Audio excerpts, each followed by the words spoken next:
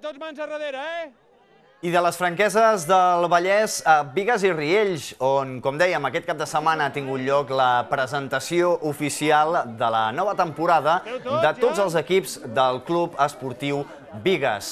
Ho veuen a les imatges. Fins a 14 equips té enguany el conjunt biguetà, que, recordem, el primer equip juga a la quarta divisió catalana. Un Club Esportiu Bigues que any rere any, temporada rere temporada, va donant passets cap endavant i va ampliant la seva estructura. El Benjamià, que l'any passat, aquesta temporada hem assolit la segona i estem molt contents perquè fins avui anàvem en primera posició, anem segons. L'objectiu és mantenir la categoria, no tant pujar.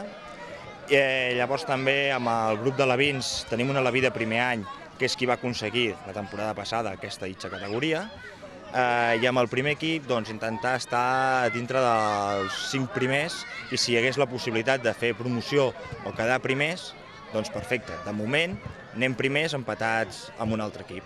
A nivell de números hem creat en el futbol, el que seria futbol 7, hem incrementat amb un equip. Abans només teníem 2 alevins i hem passat a 3 alevins.